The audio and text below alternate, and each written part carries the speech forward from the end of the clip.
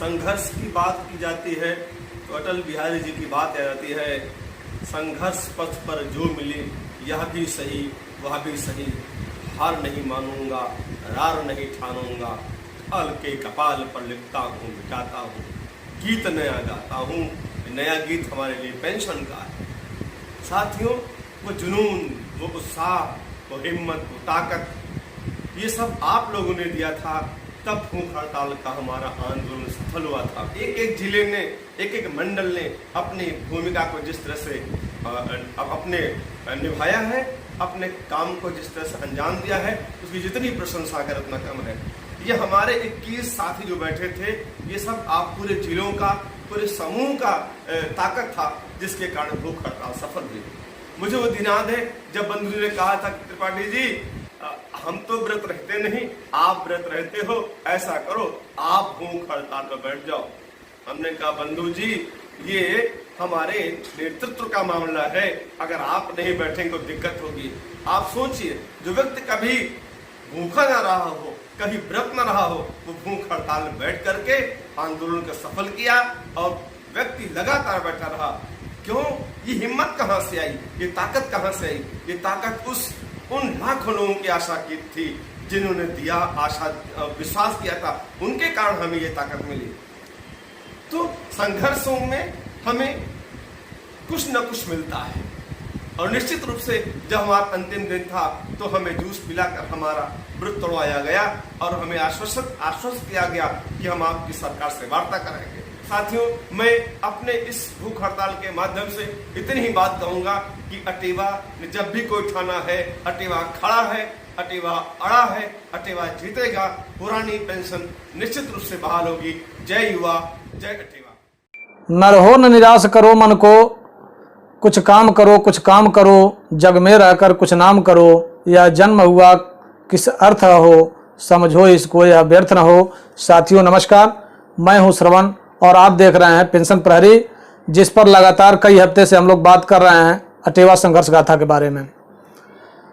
पिछले सप्ताह आपको अटेवा के भूख हड़ताल के संबंध में हमने जानकारी दी थी और भूख हड़ताल पर किस प्रकार से 21 साथियों ने लगातार 5 दिन तक बैठकर जो संघर्ष किया, तपस्या किया, जो त्याग किया, उसका क्या प्रतिफल हुआ, इसके बारे में आज हम चर्चा करेंगे।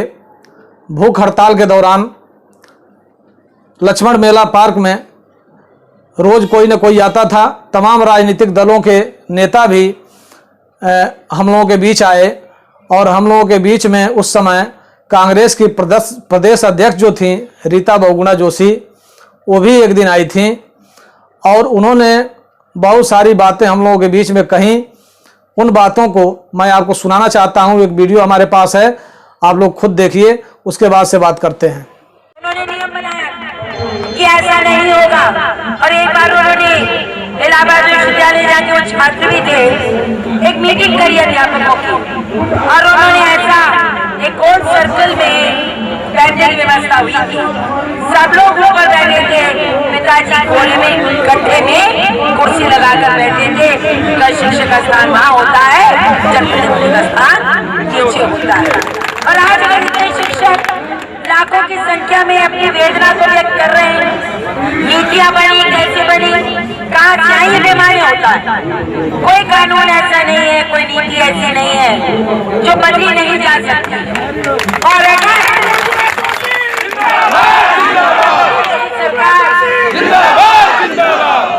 लोग तो ये कहेंगे, और मेरे ख्याल से आपसे सरकार ने कहा भी होगा कि पेंशन स्कीम केंद्र से बनी।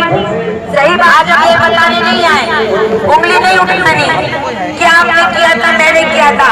सीधी बात है कि अगर त्रिपुरा में, वेस्ट बंगाल में, केरल में भी कांग्रेस की सरकार रही, त्रिपुरा में भी कांग्रेस, वहां पर सीपीएम की सरकार है। अगर प्रदेश स्तर पर कांग्रेस की सरकार ने या कम्युनिस्ट पार्टी की सरकार ने सोचा कि ओल्ड पेंशन ही लाभप्रद है, लोगों की भावनाओं का सम्मान करती है, अगर वो लागू कर सकते तो समाजवादियों तो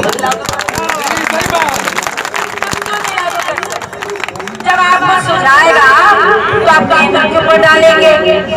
केंद्र का जो चीज आपको अच्छी लगेगी आप ले लोगे, जो अच्छी नहीं लगेगी वो क्यों नहीं लोगे। आप भाई बेटे, हम युवाओं की पार्टी, आप भाई बेटे, हम समाजवादियों की सरकार है। माननीय मुख्यमंत्री जी का हर भाषण, अब आज चाहे वो हो रहा था, क्या बोलते हैं, डिजिटाइजेशन हो रहा था सारे रिकॉर्ड्स का, वहाँ भी हम समाजवादी महिलाओं में जाते हैं, लड़कियों के कॉलेज में हम समाजवादी लोग ऐसा करते हैं, ग्रामीणों में जाते हैं हम समाजवादी लोग ऐसा करते हैं। भैया समाजवादी लोग ये लाखों लोगों की बात भी तो सुन लो।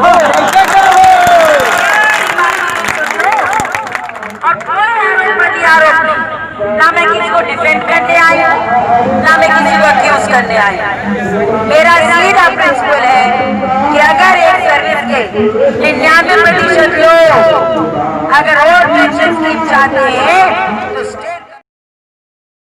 अभी सुना आपने किस प्रकार से कांग्रेस में रहते हुए श्रीमती रीता बहुगुणा जोशी जी ने पुरानी पेंशन देने की पैरोकारी किया, किंतु आज सत्ता पक्ष की सांसद हैं, उनकी पार्टी सरकार में है, लेकिन आज रीता बहुगुणा जोशी मौन हैं, आज नहीं बोल रही हैं, हमारे मुद्दे पर कोई चर्चा नहीं हो रही है।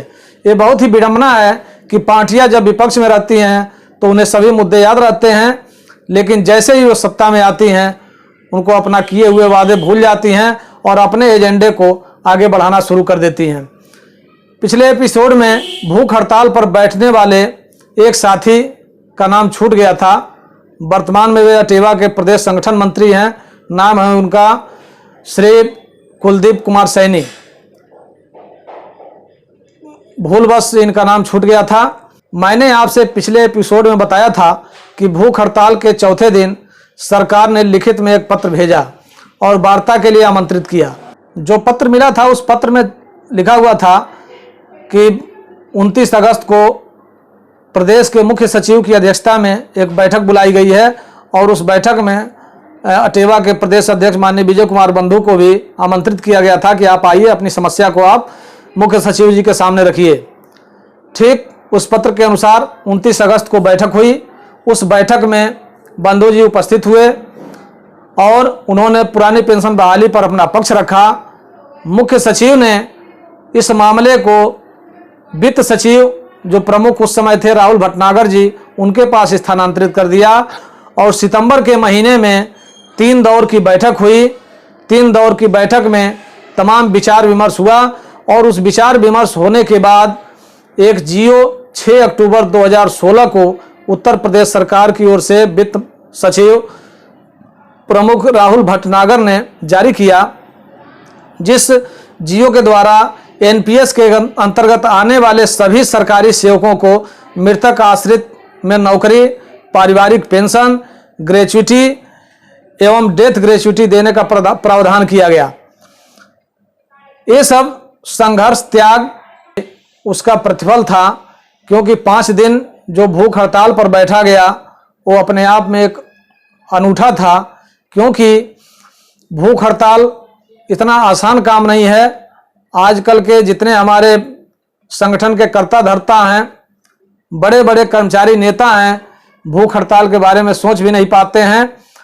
तो अटेवा ने वो कर दिखाया जो इतिहास के पन्नों में दर्ज है, उसको अटेवा ने करके दिखाया है और उसका परिणाम निकला है कि आज प्रदेश के सैकड़ों लोग ऐसे हैं जो एनपीएस के दायरे में जिनकी मृत्यु हो गई और उनके बच्चों को मृतक आश्रित में नौकरी भी मिली है और साथ ही में उनके परिवार को पारिवारिक पेंशन भी मिल रही है।